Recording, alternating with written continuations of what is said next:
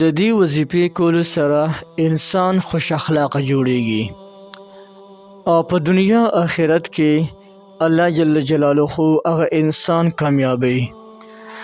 بله خبره چې د دې ذکر کوونکي به چرته د چا په وړاندې شرمنده نشي، ګبراهټ او یره به ترې الله جل شانه ختمه کړي.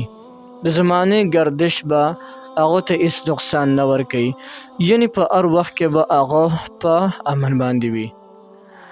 یا عفو داسې مبارک اسم دی چې د دې اسم فضایل کله شروع شي، د دې برکات کله شروع شي، وخت به ختم شي او د یا عفو وظیفې برکات به ختم نشي. د ټولو اول د دې نه خو لوی برکت او فایدې بل نشته چې په آخرت کې به د الله جل جلاله کامیاب کی.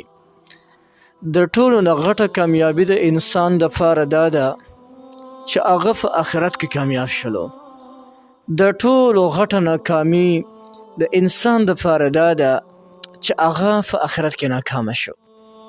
د دې وظیفې په برکت باندې به الله جل جلاله په آخرت کې امتحاناتو کې کامیاب کی. بله خبره که یو انسان بد اخلاق دی، مزاج یې ډېر سخت دی، هغه بد اخلاق انسان که دا وظیفه پابندۍ سره وکړي، انشاءالله د دې وظیفې په برکت باندې به الله جل شانه هغه په ښکلي اخلاقو سره ونازي. خوش اخلاق انسان به تنه الله جل جلاله جوړ کړي. د دې انسان نه بیا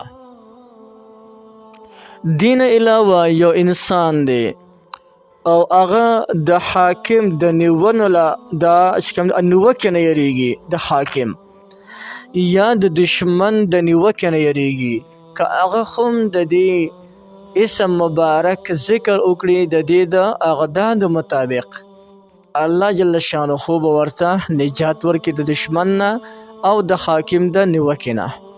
د دې اقدار څومره دي، د دې اسم مبارک اقدار هم درته ښیم، طریقې هم درته اوس ښیم. د دې نه علاوه یو انسان دی او هغه چې کله د دې وظیفې ذکر کوي نو هغه به چرته کې شرمنده نشي، نه دنیا کې نه په آخرت کې. دنیا کې به دې الله نه شرمنده کوي او په آخرت کې به دې هم الله شرمنده کوي. نو بله خبره که ده باندې یره وي، ګبراهټ وي، الله تعالی به یره ګبراهټ خوب د ده نه ختم کړي او همیشه دپاره به ده ته داسې موقع نه راځي چې په هغې کې دی د خپل یرې ګبراهټ او د خوب سره مخامخ شي.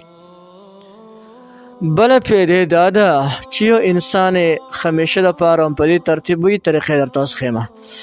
نو د زمانې گردش دی به د هغې نه د همیشه دپاره بچ اوسیږي. د زمانې چې کم آفتونه وي، کم مصیبتونه وي، کم بلاګانې وي، کم غمونه تکلیفونه وي، نو الله جل جلاله به د دې وظیفې په برکت سره محفوظ ساتي. راځه د دې اعداد درته ویم چې د دې چې دی هغه دغه څه دي، اعداد یې څه دي. د دې اعداد دی 155 دي.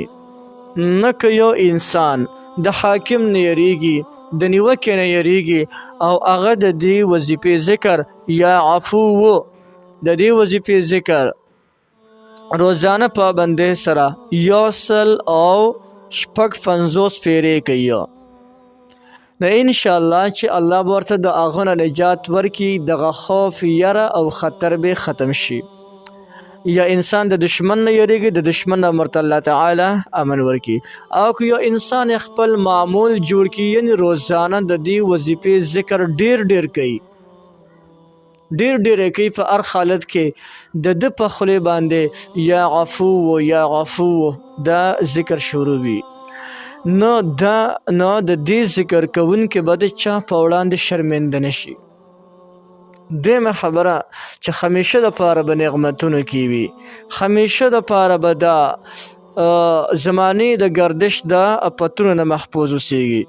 نو یو ډیره زبردست وظیفه مې درته وښوله. هر څوک یې کولی شي، هر چاته د دې مکمل اجازت دی، هر څوک د دې نه مکمل فایده اخیستلی شي.